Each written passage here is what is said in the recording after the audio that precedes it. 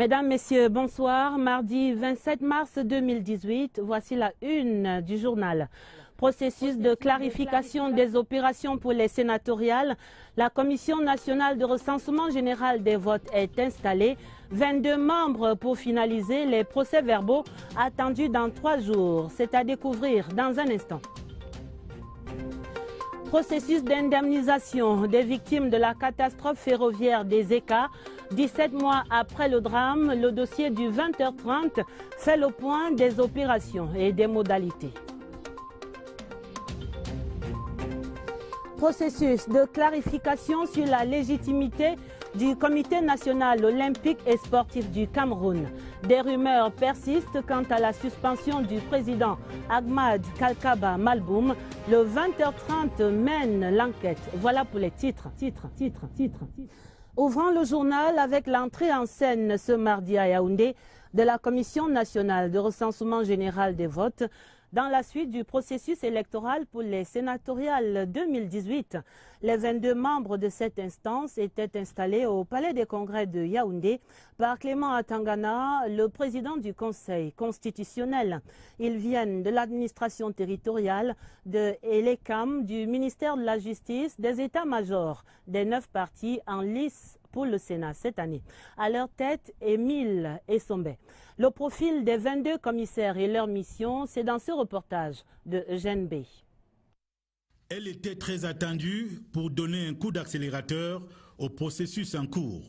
Elle est enfin là, la Commission nationale de recensement général des votes. Elle sera présidée par Émile Essombe, haut magistrat, membre du Conseil constitutionnel. Aux côtés du président, pour l'accomplissement de cette exaltante mission, 21 membres, donc 5 issus de l'administration, 5 d'Elections Cameroun, 2 magistrats de l'ordre judiciaire et 9 représentants des partis politiques en compétition pour cette sénatoriale. L'article 69, alinéa 1, dispose que la Commission nationale de recensement général des votes procède au décompte général des votes au vu des procès-verbaux et des pièces annexes transmises par la Commission régionale de supervision. Sa compétence, précise l'alinéa 2 du même article, l'autorise à redresser les erreurs matérielles éventuelles des décomptes des votes, mais en aucun cas, elle ne peut annuler les procès-verbaux reçus des commissions régionales. La loi fait obligation à la Commission nationale de recensement général des votes de transmettre ses résultats au Conseil constitutionnel dans un délai de 5 jours à compter de la clôture du scrutin. Le président Essombe, malgré les délais qui courent, reste serein. Nous devons rendre notre copie dans les meilleurs délais. Et par la loi, nous avons 5 jours. Les 5 jours sont compris dans le délai du Conseil constitutionnel pour proclamer les résultats. Ce qui veut dire que si nous pouvons le faire en 2 jours, tout le monde y gagnerait. La seule difficulté serait l'acheminement des procès-verbaux en provenance des commissions régionales. En commettant les nouveaux membres à la tâche, le président du Conseil constitutionnel, Clément Atangana, a mis un accent particulier sur le travail en équipe et la discipline pour respecter les délais prescrits par la loi. Il y avait séance plénière ce mardi après-midi au Sénat. La Chambre entière examinait pour adoption 4 projets de loi. Des travaux conduits par Marcel Niat Ndjifenji, le président de la Chambre, en présence de Amadou Ali, le vice-premier ministre délégué à la présidence chargé des relations avec les assemblées. Richard Talatodem, le compte rendu. Le président du Sénat, Marcel Niat Ndjifenji, a adopté cette attitude 4 fois de suite. Au Sénat, les sénateurs au complet adopté 4 projets de loi sans modification venus de l'Assemblée nationale. Les rapports du travail de fourmi, abattus par la Commission des affaires étrangères, ont été lus. Des éclaircissements et des éléments complémentaires donnés par les membres du gouvernement qui défendaient ces projets de loi. Alamine Ousmane May, de l'économie, de la planification et de l'aménagement du territoire, a tout dit sur l'importance de la facilité africaine juridique.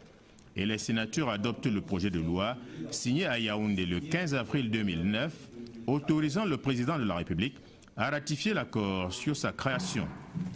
Après des explications supplémentaires de Louis-Paul Motazeux, ministre des Finances, le projet de loi signé le 24 août 2017 à Yaoundé, autorisant le président de la République à ratifier la convention qui évite la double imposition des compagnies de transport aérien entre le Cameroun et la République fédérale d'Allemagne en matière de fortune et de revenus, a été adopté.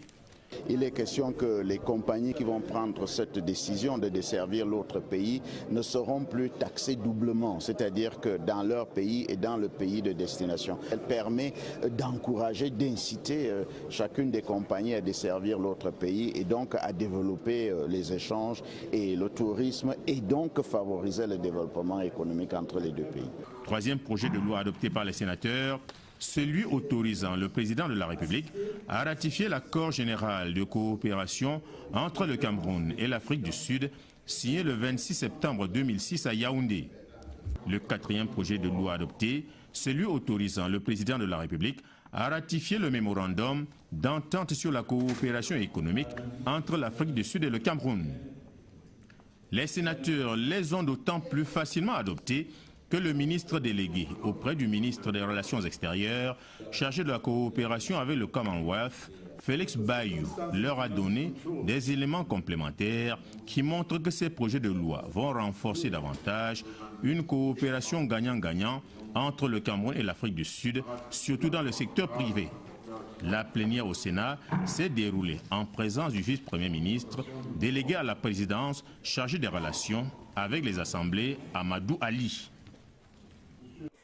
Ouvrons à présent le dossier du journal pour évoquer le souvenir de la catastrophe ferroviaire du 21 octobre 2016 à Ezeka. Souvenir toujours douloureux dans les mémoires 17 mois après le drame. La vie n'a pas vraiment repris son cours normal dans toute la chaîne. Premier constat positif, le processus d'indemnisation des familles a notablement avancé.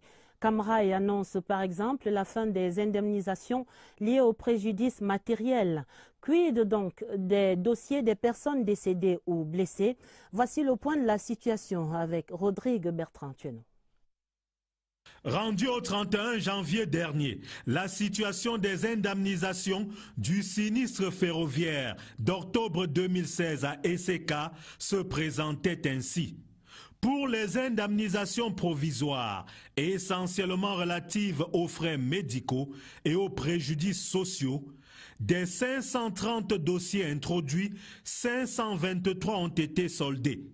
Pour les préjudices sociaux, 98 dossiers avaient été introduits et 96 ont reçu l'assistance exigée, tandis que 19 recevaient une avance pour indemnisation. Place à présent aux indemnisations définitives. Sur ce chapitre, 467 dossiers avaient été introduits pour homologation. 434 ont été homologués et soldés, tandis que 33 sont en cours de finalisation avant d'être soldés. Dernier chapitre de ces indemnisations, celui relatif aux préjudices matériels. Le résultat est de 100%. Car les 764 dossiers introduits ont été tous définitivement indemnisés. En somme, l'indemnisation des victimes du drame d'Ezeka fait son bonhomme de chemin. Indemnisation, ce seul mot donne des insomnies aux victimes, tant les procédures semblent généralement longues et tortueuses. Lucrèce Modou Ndjemba tire ici le fil d'Ariane en 3 étapes pour aider les familles qui peinent encore à mener ces opérations d'indemnisation. Une fiche de renseignement dûment remplie, c'est à cet exercice que sont astreints toutes les victimes ou les ayants droit de la catastrophe ferroviaire d'Ezeka. La fiche, première étape vers l'indemnisation, renseigne sur la nature du sinistre. Cette étape franchie vient celle de l'évaluation du préjudice physique ou matériel subi. Le tout dans le cadre d'une commission créée par la compagnie ferroviaire pour les besoins de la cause. Nous avons mis en place une équipe d'indemnisation qui est encadrée par des avocats et des spécialistes en assurance. Nous sommes également assistés par des spécialistes sanitaires du ministère de la Santé. La commission s'est attelée au travail dès le lendemain de l'accident. Les réclamations et autres sont reçues, examinées par la commission, filtrées, et ensuite transmis au niveau, n'est-ce pas, des spécialistes. Pour les deux parties, l'arbitrage en dernier ressort se fait devant les tribunaux avant le paiement proprement dit. 17 mois après la catastrophe des ECA, les indemnisations se poursuivent. La compagnie ferroviaire ayant décidé de ne pas tenir compte de la prescription d'1 an indiquée par la loi à condition que le sinistre ait été enregistré. Voilà qui est clair pour aller jusqu'au bout de ces procédures d'indemnisation. Et l'autre conséquence de la catastrophe ferroviaire du 21 octobre 2016 reste bien l'annulation même du train Intercity de Cam Rai sur la ligne Yaoundé-Douala. Une interruption qui pénalise autant les usagers que la compagnie ferroviaire elle-même par l'énorme manque à gagner. Le train sifflera-t-il encore sur cette ligne? Marie-Laurence Senké explore ici les perspectives pour une éventuelle reprise du train Intercity. Depuis le drame des ECA, le train Intercity qui assurait la liaison entre Douala et Yaoundé a quitté le quai. Mais l'État du Cameroun, en collaboration avec la compagnie ferroviaire et d'autres partenaires, veulent le remettre sur les rails. Nous avons envisagé l'acquisition de 25 voitures voyageurs. Nous avons également envisagé l'acquisition de 5 modules des autorails que nous appelons généralement les automotrices. Et nous avons également envisagé l'acquisition de 9 locomotives. C'est des engagements que l'État a signés. On ne pourra pas dire que Intercity tel que les Camerounais l'ont connu avant l'accident des ECA va reprendre véritablement, parce que pour nous Intercity pourra reprendre lorsque nous aurons acquis les autorails. L'État tient tant à honorer ses engagements, mais l'on a encore du mal à passer à la phase exécutoire des projets arrêtés. Le Cameroun est engagé dans un plan d'ajustement structurel et l'intervention donc du FMI dans notre économie a un peu ralenti l'élan de ces engagements, parce que l'État du Cameroun, au regard des engagements avec les bailleurs, notamment le FMI, on a des engagements extérieurs qui sont plafonnés. Le trafic ferroviaire est perturbé du fait de l'absence du train Intercity auquel les passagers s'étaient déjà familiarisés. Un manque à gagner pour la compagnie Cam Rai. Le transport par Intercity a fait baisser de 25% les accidents sur la route de l'axe Yaoundé-Douala. Cette absence de matériel roulant qui assure le transport entre Yaoundé et Douala, Cam Rai est véritablement affecté. Cam Rai est déterminé à tout mettre en œuvre pour que le train fasse à nouveau la navette entre Yaoundé et Douala dans un confort sans égal. Et dans la suite du journal à présent, cette rétrospective, le couple présidentiel camerounais retrouvait la capitale hier lundi après une visite d'État de 3 jours fort réussie en République populaire de Chine. Pendant cette visite, la première dame camerounaise, Madame Chantal Biya, a eu des échanges fructueux avec la première dame de Chine, Madame Peng Liyuan. Les deux personnalités ont en commun leur passion pour l'humanitaire en tant qu'ambassadrice de bonne volonté de diverses institutions onusiennes. Retour sur la rencontre du Palais du Peuple à Beijing avec l'envoyé spécial la CRTV, Joseph Clément Ongba. Symbole du dynamisme chinois dont il est le fleuron, le Grand Palais du Peuple de Pékin est un monument historique qui accueille tous les invités de marque de la République populaire de Chine. Grand ami de la Chine, le président Paul Biya, accueilli solennellement par le président chinois Xi Jinping, y a droit aux honneurs dus à son prestigieux rang. Aux côtés du président Paul Biya, la première dame camerounaise, Mme Chantal Biya, développe depuis des années un partenariat fructueux avec la Chine.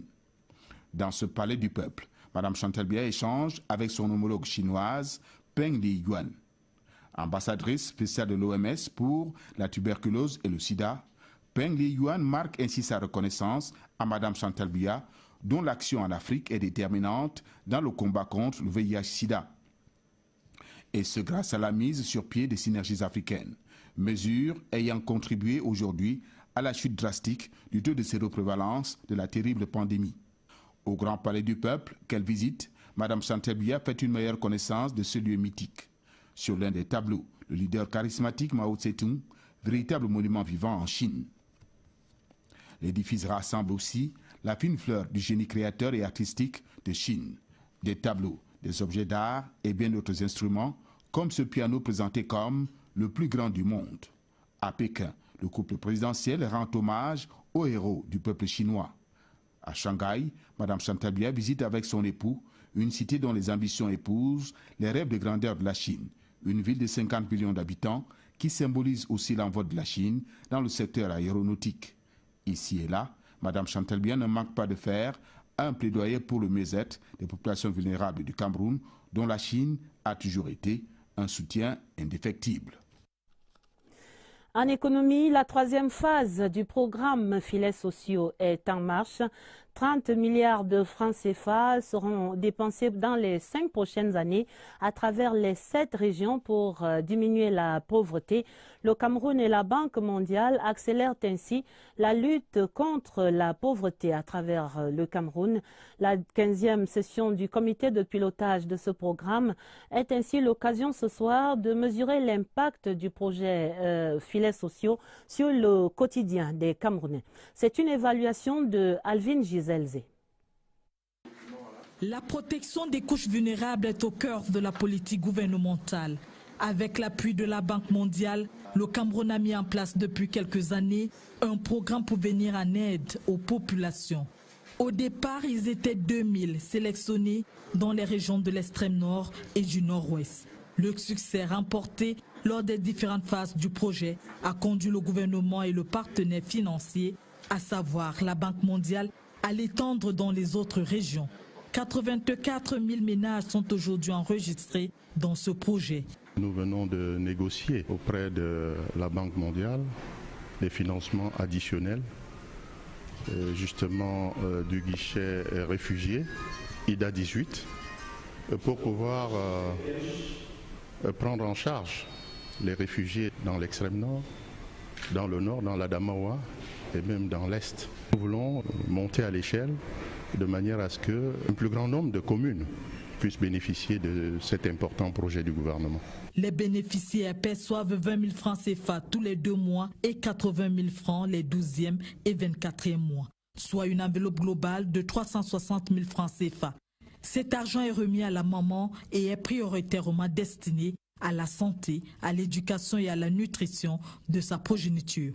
30 milliards de francs CFA disponibles pour atteindre cet objectif. Dans le nord-ouest, l'extrême nord, les villes de Douala et Yaoundé, où ce programme est bien implémenté, les bénéficiaires peuvent désormais se prendre en charge. Certains se sont lancés dans des activités génératrices de revenus. Le lancement de la phase 3 du projet est très attendu par les populations. À présent, la grande enquête du 20h30 pour une excursion dans le management du sport. Depuis quelque temps maintenant, la légitimité du Comité national olympique et sportif camerounais et celle de son président, Ahmad Kalkaba Malboum, semble remise en question par certains acteurs nationaux. Les raisons avancées, la suspension dont il ferait l'objet, décidée par l'ACNOA, l'Association des comités nationaux olympiques d'Afrique.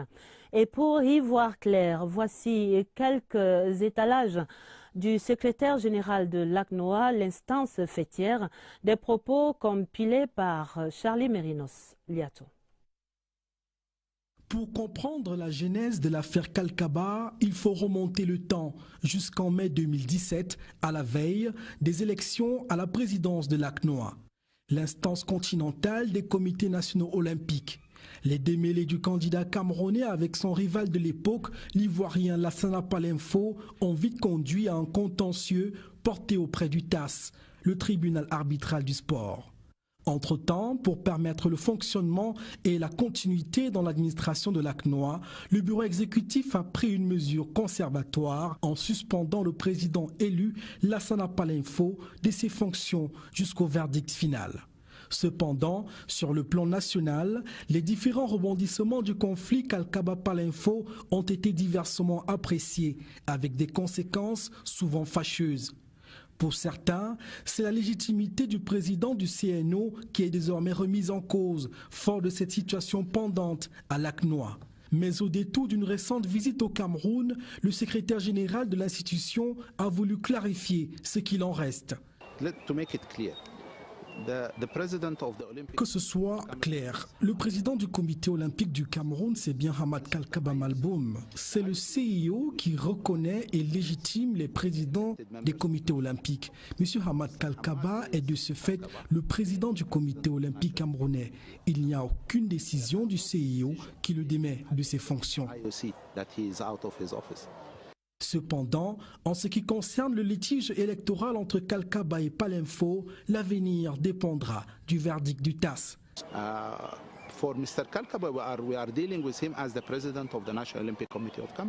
Nous traitons avec M. Kalkaba en tant que président du comité olympique du Cameroun. L'Assemblée générale a pris une mesure conservatoire selon laquelle, après le verdict du TAS, si la sentence est en faveur de Kalkaba, on reprend les élections à l'ACNOA. Et si c'est Palinfo, il continuera de plein droit ses fonctions de président. Fort de ces assurances, la légitimité de Hamad Kalkaba en tant que président du comité olympique camerounais ne souffre d'aucune entorse, en tout cas de l'avis des organisations internationales sportives dont le Cameroun est membre. Voilà qui a le mérite d'être clair. Parlons santé. Et l'ONG Malaria No More et ses partenaires qui s'accordaient ce mardi pour une plus grande mobilisation des acteurs nationaux dans la lutte contre le paludisme. Le plaidoyer de Yaoundé avait autour de la table divers acteurs et des chiffres qui appellent l'attention de la communauté nationale sur la morbidité du paludisme. Lucie Colette Avoulou. Le taux de décès dû au paludisme depuis 4 ans est passé de 40 à 27% grâce à l'utilisation des moustiquaires imprégnés à longue durée d'action, MILDA. Les groupes de population à risque sont les enfants de 0 à 5 ans, les femmes enceintes et les personnes vivant avec le VIH-Sida. Le gouvernement, à travers le ministère de la Santé publique, vise à réduire de 75% d'ici 2 ans la morbidité et la mortalité liées au paludisme. Malaria No More, une ONG en partenariat avec le réseau Population et Développement des parlementaires, se concerte sur les activités de 2018. Les parlementaires votent le budget et nous espérons qu'on va augmenter, on fait de la sensibilisation pour qu'on augmente la quote-part du Cameroun, que ce ne soit plus les étrangers qui financent pour la lutte contre le paludisme uniquement au Cameroun, que notre gouvernement aussi y participe et contribue. Nous parlementaires, nous sensibilisons aussi à la base pour que nos populations dorment sous moustiquaires imprégnés. Ces efforts conjugués pourraient constituer un soulagement certain pour les populations vulnérables. L'ambassadeur de France au Cameroun, son Excellence Gilles Thibault, présidait ce mardi les travaux du comité de sélection des projets de réinsertion de ceux des Camerounais résidant en France et candidats au retour au Cameroun. Ces projets sont conduits par l'Office français de l'immigration et de l'intégration. Nous faisons le point des travaux avec Catherine Toulou et Langa. C'est un retour volontaire. Ces quelques Camerounais de la diaspora se sont engagés à regagner le territoire national. Ils ont été encouragés par l'Office français de l'immigration et de l'intégration. L'Office qui accorde d'ailleurs une aide à la réinsertion sociale, une aide à la réinsertion par l'emploi et une aide à la réinsertion par la création d'entreprises. Ce mardi à l'ambassade de France, sur 9 projets présentés, 6 ont été validés par le comité de sélection des projets de réinsertion de l'OCI. On a vu des gens aussi qui étaient très motivés, profiter de l'aide apportée par la France pour la plupart, et c'est une condition du réussite, faire des choses qui leur tenaient à cœur. Les potentiels bénéficiaires sont venus présenter leurs projets. Je suis moteur de Fusion Technologies. C'est une entreprise qui fait dans la frontière de services numériques, spécialisée dans le data management et digital branding. Pas de conditions particulières pour bénéficier de cet appui, mais juste s'engager véritablement à réintégrer le territoire national. Allons à Douala pour le deuxième jour de la Foire internationale des affaires et du commerce qui bat son plein dans la capitale économique. Et ce, pour le grand bonheur des nationaux acheteurs. Près de 500 entreprises locales et internationales exposent en effet leurs produits et leur savoir-faire là-bas à Douala. Le Cameroun est bien représenté à cet événement, notamment à travers son stand dénommé Made in Cameroon. La présence camerounaise à la FIAC 2018, c'est un reportage de Zita Tangana de CRTV Littoral. 80% des entreprises présentes à la Foire des affaires et du commerce de Douala sont camerounaises. Divers secteurs d'activité sont représentés, le commerce général, la santé, le cosmétique, le textile en passant par le bricolage. Le leitmotiv qui est la promotion de tous les métiers du commerce est respecté ici par les entreprises camerounaises. Parler d'autres secteurs dans lesquels le Cameroun intervient ici à la FIAC reviendrait à introduire le tourisme, la technologie. Les banques, les finances et les assurances sont en mode séduction. Une cinquantaine d'artisans du Grand Nord exposent ce qui fait la force de l'économie dans le septentrion. Certains marchés, comme le marché de Mbopi ou le marché de Noël, font partie des attractions de la FIAC. Le Cameroun offre par ailleurs aux visiteurs ici à la FIAC ses mets gastronomiques tant convoités et des boissons purement camerounaises. Les médias présents sont tous camerounais et participent à leur manière au rayonnement de ce grand rendez-vous économique. C'est à découvrir à Douala. Le deuxième sommet panafricain des jeunes de 54 pays du continent se prépare et dans cette perspective, l'ambassadeur du Sénégal recevait ce mardi le représentant résident de l'IAI Cameroun, Armand-Claude Abanda, en discussion l'apport des TIC dans les activités agro-pastorales en Afrique. Christelle Fouda. Précise et concise aura été l'entrevue entre l'ambassadeur du Sénégal au Cameroun et le représentant résident de l'IAI Cameroun. En 30 minutes, les grandes lignes du deuxième sommet panafricain des jeunes des 54 pays d'Afrique sont passées en revue. Le Centre d'excellence technologique Paul Biya, IAI Cameroun, a été invité au Sénégal par le sommet des G54 pour animer une conférence sur les projets sociaux patronnés par la Première Dame. Il y a beaucoup de projets qui sont camerounais et qui suscitent une attention particulière de la République du Sénégal. S'en est suivi une séance de travail au cours de laquelle l'implication de la jeunesse panafricaine dans l'implémentation des politiques de développement local s'est avérée manifeste. Ceci, notamment dans le domaine agro-pastoral. Depuis longtemps, le Sénégal n'a de cesse apporter son soutien à la République du Cameroun, matérialisation d'une coopération fructueuse. Pour ce qui concerne le Sénégal, ses ambassades et tout son gouvernement, nous ne manquerons aucun effort, nous ferons tout ce qui est dans notre pouvoir pour aider ces jeunes à implémenter ces résolutions et à les accompagner. Vincent Badi et son hôte ont promis se revoir bientôt pour davantage améliorer cette coopération. La femme était au cœur d'un festival à Yaoundé ce dernier samedi. La deuxième édition de Celebrating Women se tenait donc sous le thème du leadership féminin au service du développement socio-économique. Au programme des conférences, ateliers de formation pour célébrer la femme et son potentiel. Une fois de plus, Christelle Fouda. Au-delà des artifices, les talents multiformes de la femme sont des moteurs de développement. Pour la deuxième année consécutive, le festival Celebrating Women a donné de l'éclat au potentiel féminin. Filles et femmes ambitieuses, mais aussi désireuses de bâtir carrière et entreprise à succès, s'y sont donné rendez-vous sous la férule de Henriette Sournac, marraine de l'événement. Lorsque j'ai été sollicitée pour être marraine du Celebrating Women, je n'ai pas du tout hésité parce que c'était pour moi de promouvoir l'entrepreneuriat féminin. Du fait que les femmes ne soient pas en égalité avec les hommes, nous perdons beaucoup de parts de marché. Donc il faut que les femmes se réveillent, qu'elles se mettent dans l'économie véritable et que nous soyons boostés pour encourager les générations futures. Des conférences menées de main de maître par des grandes figures féminines nationales ont donné la part belle au réseautage, coaching et échange d'expériences. Celebrating Woman, c'était aussi une foire exposition, matérialisation des multiples savoir-faire de la femme. Nous sommes là pour promouvoir ce que la femme est capable de faire, de planifier, d'entreprendre, de structurer, de gérer, d'être un leader. C'est avec la conviction d'avoir grandement boosté le leadership féminin que cette deuxième édition du festival Celebrating Woman s'est refermée et rendez-vous a été pris pour l'année prochaine.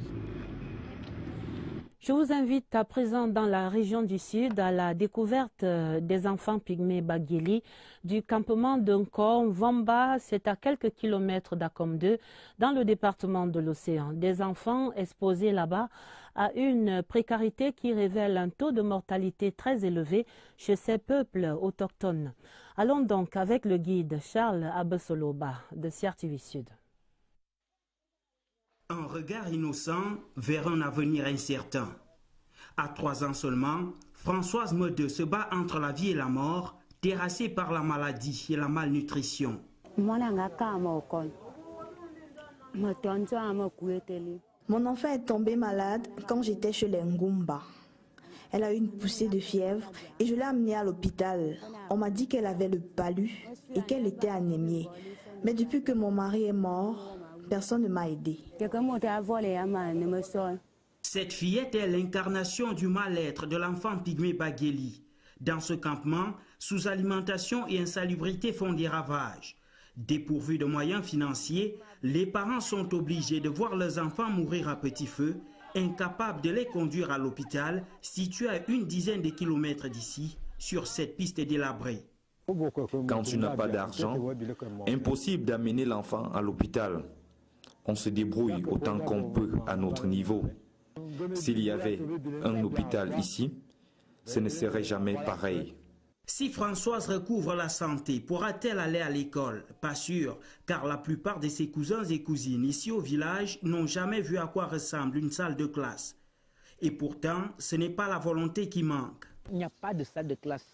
Actuellement, il y a d'autres familles qui partent supplier les familles bantoues au village que s'ils peuvent prendre leurs enfants pour pouvoir les envoyer à l'école. Fumer et boire sont un exutoire au désespoir qui les anime. Consommer de l'alcool et du tabac est devenu une tradition qui se transmet de père en fils et de mère en fille. Allons parler des plus grands qui ont certainement plus de chance, ceux des étudiants de l'université de Yaoundé 2, l'université qui travaille pour eux à l'acquisition des aptitudes pédagogiques innovantes.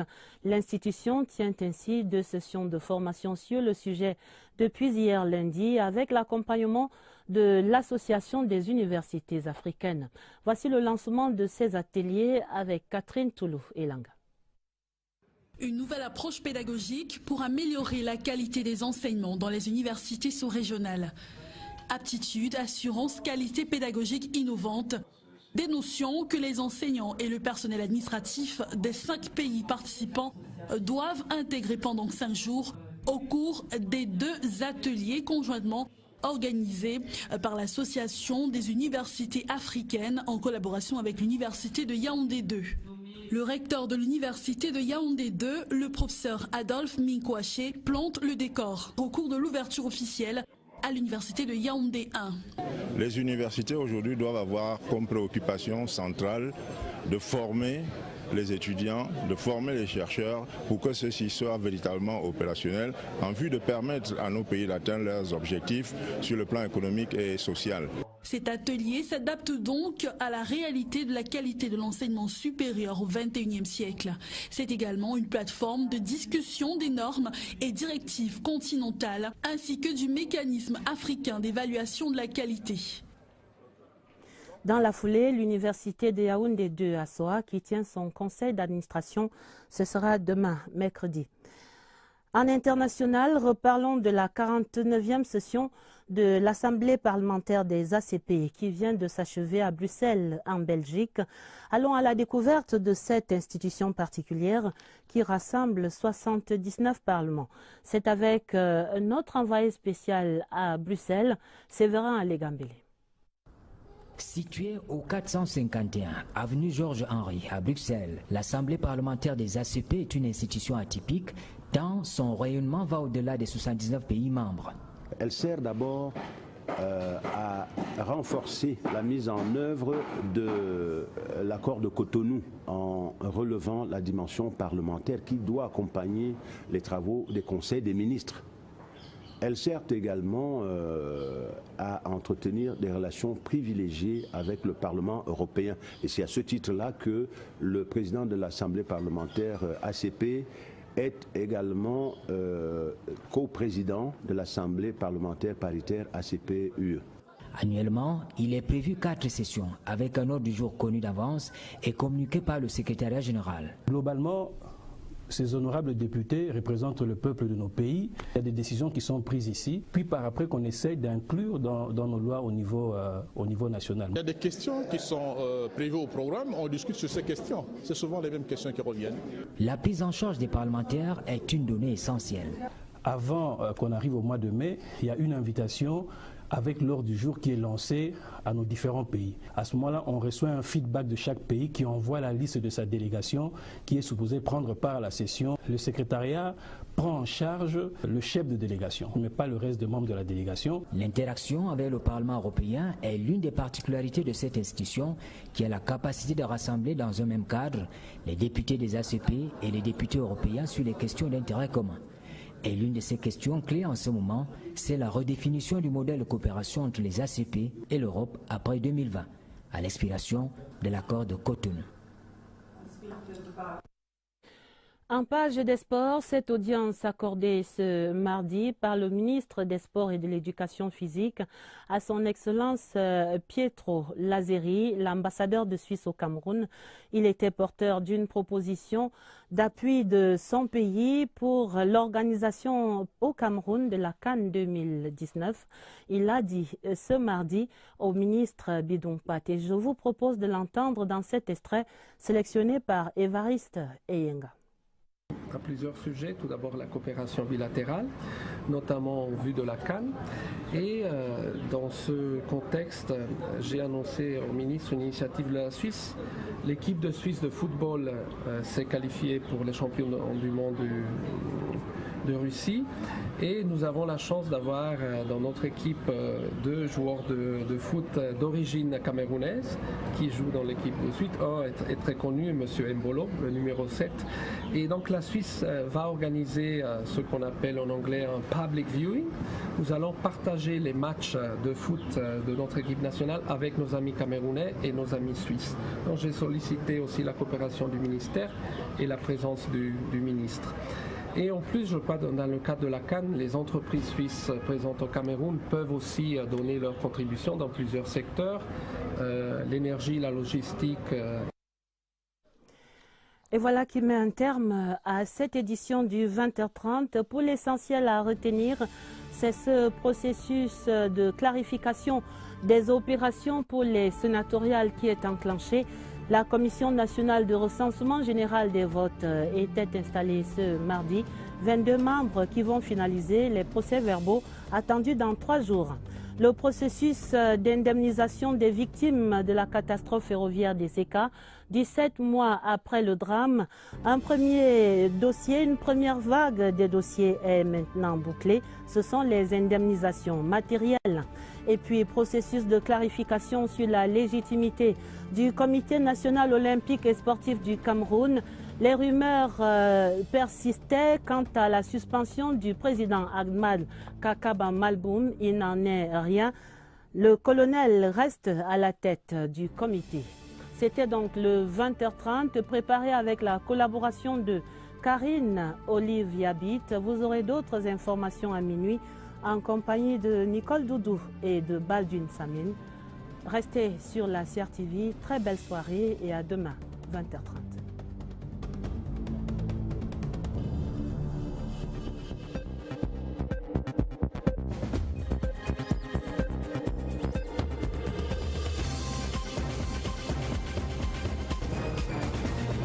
Physique ou matériel subi, le tout dans le cadre d'une commission créée par la compagnie ferroviaire pour les besoins de la cause. Nous avons mis en place une équipe d'indemnisation qui est encadrée par des avocats et des spécialistes en assurance. Nous sommes également assistés par des spécialistes sanitaires du ministère de la Santé. La commission s'est attelée au travail dès le lendemain de l'accident. Les réclamations et autres sont reçues, examinées par la commission, filtrées et ensuite transmis au niveau, n'est-ce pas, des spécialistes. Pour les deux parties, l'arbitrage en dernier ressort se fait devant les tribunaux avant le paiement proprement dit. 17 mois après la catastrophe des ECA, les indemnisations se poursuivent. La compagnie ferroviaire ayant décidé de ne pas tenir compte de la prescription d'1 an indiquée par la loi à condition que le sinistre ait été enregistré. Voilà qui est clair pour aller jusqu'au bout de ces procédures d'indemnisation. Et l'autre conséquence de la catastrophe ferroviaire du 21 octobre 2016 reste bien l'annulation même du train Intercity de Cam Rai sur la ligne Yaoundé-Douala. Une interruption qui pénalise autant les usagers que la compagnie ferroviaire elle-même par l'énorme manque à gagner. Le train sifflera-t-il encore sur cette ligne? Marie-Laurence Cinquet explore ici les perspectives pour une éventuelle reprise du train Intercity. Depuis le drame des ECA, le train Intercity qui assurait la liaison entre Douala et Yaoundé a quitté le quai. Mais l'État du Cameroun, en collaboration avec la compagnie ferroviaire et d'autres partenaires, veut le remettre sur les rails. Nous avons envisagé l'acquisition de 25 voitures voyageurs. Nous avons également envisagé l'acquisition de 5 modules des autorails que nous appelons généralement les automotrices. Et nous avons également envisagé l'acquisition de 9 locomotives. C'est des engagements que l'État a signés. On ne pourra pas dire que Intercity tel que les Camerounais l'ont connu avant l'accident des ECA va reprendre véritablement, parce que pour nous Intercity pourra reprendre lorsque nous aurons acquis les autorails. L'État tient tant à honorer ses engagements, mais l'on a encore du mal à passer à la phase exécutoire des projets arrêtés. Le Cameroun est engagé dans un plan d'ajustement structurel et l'intervention donc du FMI dans notre économie a un peu ralenti l'élan de ces engagements, parce que l'État du Cameroun, au regard des engagements avec les bailleurs, notamment le FMI, on a des engagements extérieurs qui sont plafonnés. Le trafic ferroviaire est perturbé du fait de l'absence du train Intercity auquel les passagers s'étaient déjà familiarisés. Un manque à gagner pour la compagnie Cam Rai. Le transport par Intercity a fait baisser de 25% les accidents sur la route de l'axe Yaoundé-Douala. Cette absence de matériel roulant qui assure le transport entre Yaoundé et Douala, Cam Rai est véritablement affectée. Cam Rai est déterminé à tout mettre en œuvre pour que le train fasse à nouveau la navette entre Yaoundé et Douala dans un confort sans égal. Et dans la suite du journal à présent, cette rétrospective, le couple présidentiel camerounais retrouvait la capitale hier lundi après une visite d'État de 3 jours fort réussie en République populaire de Chine. Pendant cette visite, la première dame camerounaise, Madame Chantal Biya, a eu des échanges fructueux avec la première dame de Chine, Madame Peng Liyuan. Les deux personnalités ont en commun leur passion pour l'humanitaire en tant qu'ambassadrice de bonne volonté de diverses institutions onusiennes. Retour sur la rencontre du Palais du Peuple à Beijing avec l'envoyé spécial La CRTV, Joseph Clément Ongba. Symbole du dynamisme chinois dont il est le fleuron, le Grand Palais du Peuple de Pékin est un monument historique qui accueille tous les invités de marque de la République populaire de Chine. Grand ami de la Chine, le président Paul Biya, accueilli solennellement par le président chinois Xi Jinping, y a droit aux honneurs dus à son prestigieux rang. Aux côtés du président Paul Biya, la première dame camerounaise, Mme Chantal Biya, développe depuis des années un partenariat fructueux avec la Chine. Dans ce palais du peuple, Mme Chantal Biya échange avec son homologue chinoise, Peng Liyuan. Ambassadrice spéciale de l'OMS pour la tuberculose et le sida, Peng Liyuan marque ainsi sa reconnaissance à Mme Chantal Biya, dont l'action en Afrique est déterminante dans le combat contre le VIH-Sida. Et ce grâce à la mise sur pied des synergies africaines. Mesures ont été lues, des éclaircissements et des éléments complémentaires donnés par les membres du gouvernement qui défendaient ces projets de loi. Alamine Ousmane May, de l'économie, de la planification et de l'aménagement du territoire, a tout dit sur l'importance de la facilité africaine juridique et les sénateurs adoptent le projet de loi signé à Yaoundé le 15 avril 2009, autorisant le président de la République à ratifier l'accord sur sa création. Après des explications supplémentaires de Louis-Paul Motazeux, ministre des Finances, le projet de loi signé le 24 août 2017 à Yaoundé, autorisant le président de la République à ratifier la convention qui évite la double imposition des compagnies de transport aérien entre le Cameroun et la République fédérale d'Allemagne en matière de fortune et de revenus, a été adopté.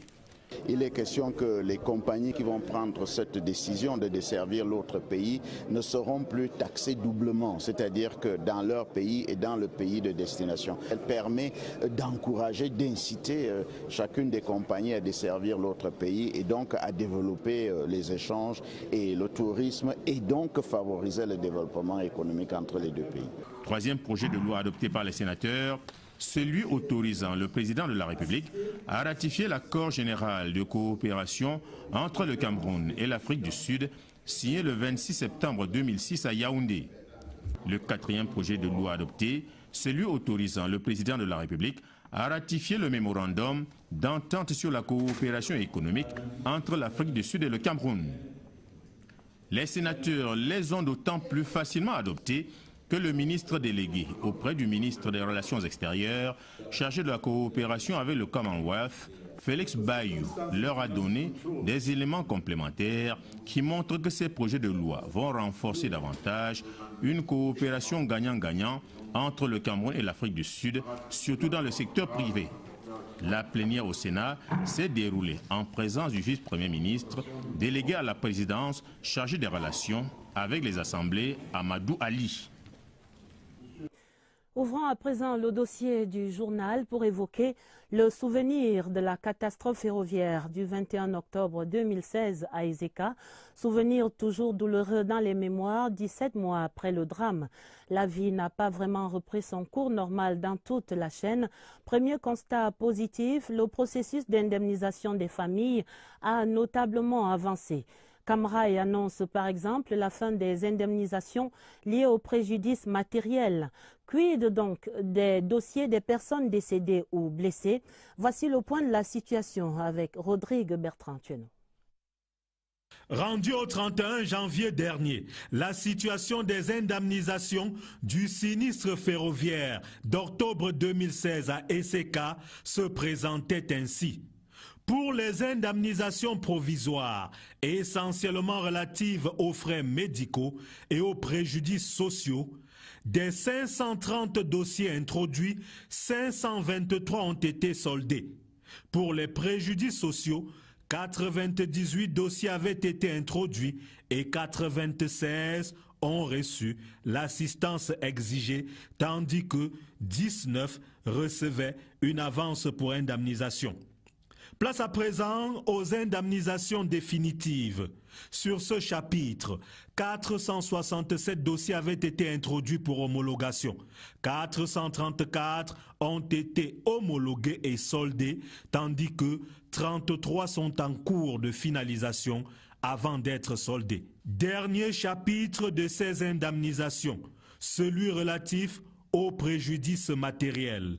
Le résultat est de 100%, car les 764 dossiers introduits ont été tous définitivement indemnisés. En somme, l'indemnisation des victimes du drame d'Ezeka fait son bonhomme de chemin. Indemnisation, ce seul mot donne des insomnies aux victimes, tant les procédures semblent généralement longues et tortueuses.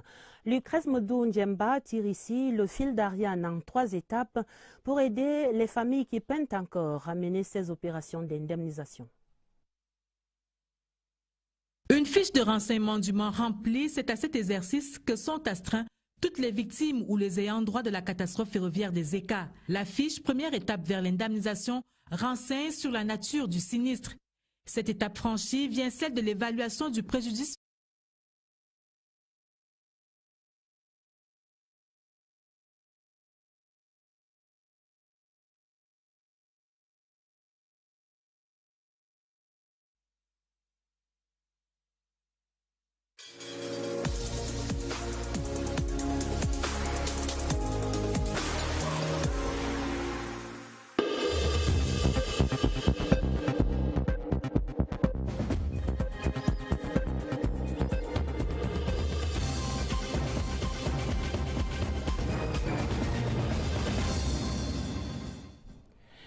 Mesdames, Messieurs, bonsoir. Mardi 27 mars 2018, voici la une du journal. Processus de clarification des opérations pour les sénatoriales. La Commission nationale de recensement général des votes est installée. 22 membres pour finaliser les procès-verbaux attendus dans 3 jours. C'est à découvrir dans un instant. Processus d'indemnisation des victimes de la catastrophe ferroviaire des ECA. 17 mois après le drame, le dossier du 20h30 fait le point des opérations et des modalités. Processus de clarification sur la légitimité du Comité national olympique et sportif du Cameroun. Des rumeurs persistent quant à la suspension du président Ahmad Kalkaba Malboum. Le 20h30 mène l'enquête. Voilà pour les titres. Ouvrant le journal avec l'entrée en scène ce mardi à Yaoundé de la Commission nationale de recensement général des votes dans la suite du processus électoral pour les sénatoriales 2018. Les 22 membres de cette instance étaient installés au Palais des Congrès de Yaoundé par Clément Atangana, le président du Conseil constitutionnel. Ils viennent de l'administration territoriale, de l'ECAM, du ministère de la Justice, des états-majors des 9 partis en lice pour le Sénat cette année. À leur tête, Émile Essombe. Le profil des 22 commissaires et leur mission, c'est dans ce reportage de Eugène Bey. Elle était très attendue pour donner un coup d'accélérateur au processus en cours. Elle est enfin là, la Commission nationale de recensement général des votes. Elle sera présidée par Émile Essombe, haut magistrat, membre du Conseil constitutionnel. Aux côtés du président, pour l'accomplissement de cette exaltante mission, 21 membres, donc 5 issus de l'administration, 5 d'Elections Cameroun, 2 magistrats de l'ordre judiciaire et 9 représentants des partis politiques en compétition pour cette sénatoriale. L'article 69, alinéa 1, dispose que la Commission nationale de recensement général des votes procède au décompte général des votes au vu des procès-verbaux et des pièces annexes transmises par la Commission régionale de supervision. Sa compétence, précise l'alinéa 2 du même article, l'autorise à redresser les erreurs matérielles éventuelles des décomptes des votes, mais en aucun cas, elle ne peut annuler les procès-verbaux reçus des commissions régionales. La loi fait obligation à la Commission nationale de recensement général des votes de transmettre ses résultats au Conseil constitutionnel dans un délai de 5 jours à compter de la clôture du scrutin. Le président Essombe, malgré les délais qui courent, reste serein. Nous devons rendre notre copie dans les meilleurs délais. Et par la loi, nous avons 5 jours. Les 5 jours sont compris dans le délai du Conseil constitutionnel pour proclamer les résultats. Ce qui veut dire que si nous pouvons le faire en 2 jours, tout le monde y gagnerait. La seule difficulté serait l'acheminement des procès-verbaux en provenance des commissions régionales. En commettant les nouveaux membres à la tâche, le président du Conseil constitutionnel, Clément Atangana, a mis un accent particulier sur le travail en équipe et la discipline pour respecter les délais prescrits par la loi. Il y avait séance plénière ce mardi après-midi au Sénat. La Chambre entière examinait pour adoption 4 projets de loi. Des travaux conduits par Marcel Ndjifenji, le président de la Chambre, en présence de Amadou Ali, le vice-premier ministre délégué à la présidence chargé des relations avec les assemblées. Richard Talatodem, le compte rendu. Le président du Sénat, Marcel Ndjifenji, a adopté cette attitude 4 fois de suite au Sénat. Les sénateurs au complet adopté 4 projets de loi sans modification venus de l'Assemblée nationale. Les rapports du travail de fourmi abattus par la Commission des affaires étrangères. Avec des conséquences souvent fâcheuses. Pour certains, c'est la légitimité du président du CNO qui est désormais remise en cause, fort de cette situation pendante à Lac-Noir. Mais au détour d'une récente visite au Cameroun, le secrétaire général de l'institution a voulu clarifier ce qu'il en reste. To make it clear, Que ce soit clair, le président du comité olympique du Cameroun, c'est bien Hamad Kalkaba Malboum. C'est le CIO qui reconnaît et légitime les présidents des comités olympiques. Monsieur Hamad Kalkaba est de ce fait le président du comité olympique camerounais. Il n'y a aucune décision du CIO qui le démet de ses fonctions. Cependant, en ce qui concerne le litige électoral entre Kalkaba et Palinfo, l'avenir dépendra du verdict du TAS.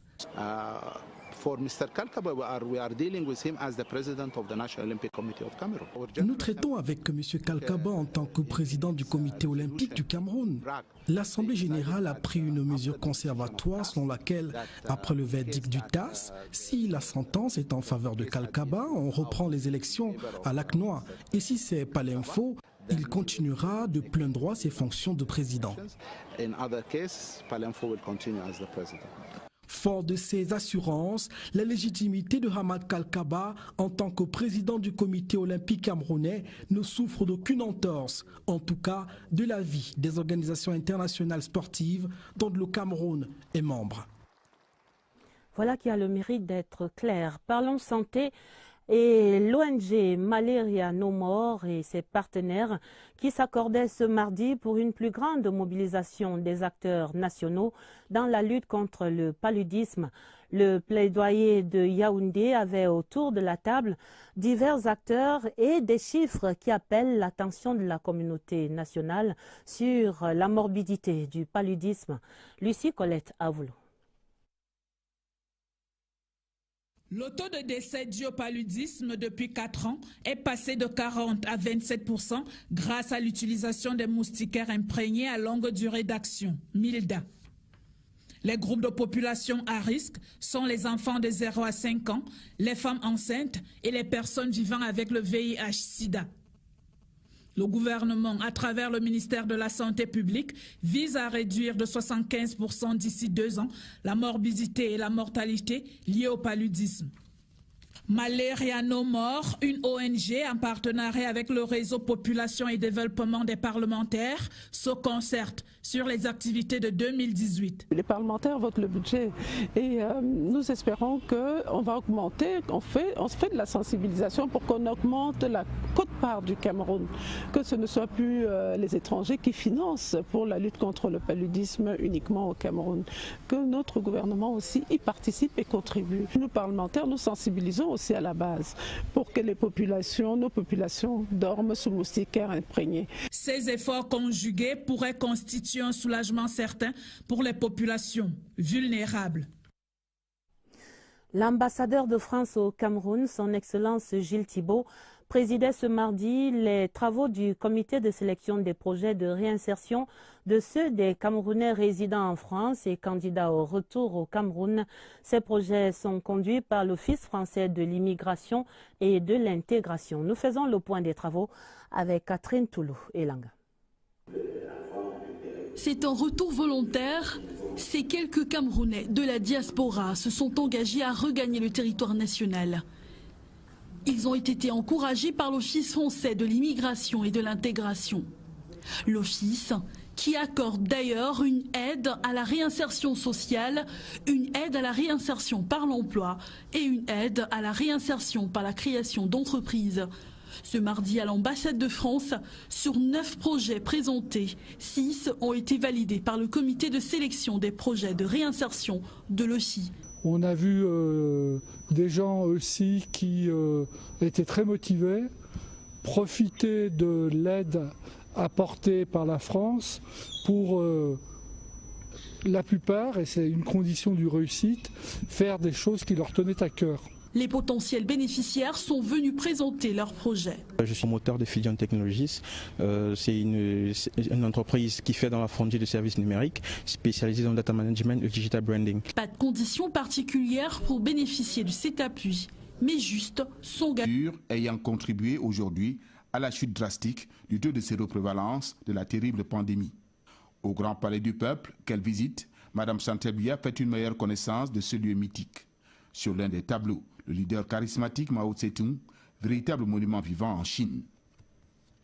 L'édifice rassemble aussi la fine fleur du génie créateur et artistique de Chine, Des tableaux, des objets d'art et bien d'autres instruments, comme ce piano présenté comme le plus grand du monde. À Pékin, le couple présidentiel rend hommage aux héros du peuple chinois. À Shanghai, Mme Chantal Biya visite avec son époux une cité dont les ambitions épousent les rêves de grandeur de la Chine, une ville de 50 millions d'habitants qui symbolise aussi l'envoi de la Chine dans le secteur aéronautique. Ici et là, Mme Chantal Biya ne manque pas de faire un plaidoyer pour le mieux-être des populations vulnérables du Cameroun, dont la Chine a toujours été un soutien indéfectible. En économie, la troisième phase du programme Filets sociaux est en marche. 30 milliards de francs CFA seront dépensés dans les 5 prochaines années à travers les 7 régions pour diminuer la pauvreté. Le Cameroun et la Banque mondiale accélèrent ainsi la lutte contre la pauvreté à travers le Cameroun. La 15e session du comité de pilotage de ce programme est ainsi l'occasion ce soir de mesurer l'impact du projet Filets sociaux sur le quotidien des Camerounais. C'est une évaluation de Alvin Giselze. La protection des couches vulnérables est au cœur de la politique gouvernementale. Avec l'appui de la Banque mondiale, le Cameroun a mis en place depuis quelques années un programme pour venir en aide aux populations. Au départ, ils étaient 2000 sélectionnés dans les régions de l'extrême nord et du nord-ouest. Le succès remporté lors des différentes phases du projet a conduit le gouvernement et le partenaire financier, à savoir la Banque mondiale, à l'étendre dans les autres régions. 84 000 ménages sont aujourd'hui enregistrés dans ce projet. Nous venons de négocier auprès de la Banque mondiale des financements additionnels, justement du guichet réfugiés, IDA 18, pour pouvoir prendre en charge les réfugiés dans l'extrême nord, dans le nord, dans l'Adamawa et même dans l'est. Nous voulons monter à l'échelle de manière à ce qu'un plus grand nombre de communes puissent bénéficier de cet important projet du gouvernement. Les bénéficiaires perçoivent 20 000 francs CFA tous les 2 mois et 80 000 francs les 12e et 24e mois, soit une enveloppe globale de 360 000 francs CFA. Cet argent est remis à la maman et est prioritairement destiné à la santé, à l'éducation et à la nutrition de sa progéniture. 30 milliards de francs CFA disponibles pour atteindre cet objectif. Dans le nord-ouest, l'extrême nord, les villes de Douala et Yaoundé, où ce programme est bien implémenté, les bénéficiaires peuvent désormais se prendre en charge. Certains se sont lancés dans des activités génératrices de revenus. Le lancement de la phase 3 du projet est très attendu par les populations. À présent, la grande enquête du 20h30 pour une excursion dans le management du sport. Depuis quelque temps maintenant, la légitimité du Comité national olympique et sportif camerounais et celle de son président, Ahmad Kalkaba Malboum, semble remise en question par certains acteurs nationaux. Les raisons avancées, la suspension dont il ferait l'objet, décidée par l'ACNOA, l'Association des comités nationaux olympiques d'Afrique. Et pour y voir clair, voici quelques étalages du secrétaire général de l'ACNOA, l'instance fêtière, des propos compilés par Charlie Mérinos Liato. Pour comprendre la genèse de l'affaire Kalkaba, il faut remonter le temps jusqu'en mai 2017, à la veille des élections à la présidence de l'ACNOA, l'instance continentale des comités nationaux olympiques. Les démêlés du candidat camerounais avec son rival de l'époque, l'ivoirien Lassana Palenfo, ont vite conduit à un contentieux porté auprès du TAS, le tribunal arbitral du sport. Entre-temps, pour permettre le fonctionnement et la continuité dans l'administration de l'ACNOA, le bureau exécutif a pris une mesure conservatoire en suspendant le président élu Lassana Palenfo de ses fonctions jusqu'au verdict final. Cependant, sur le plan national, les différents rebondissements du conflit Kalkaba Palenfo ont été diversement appréciés.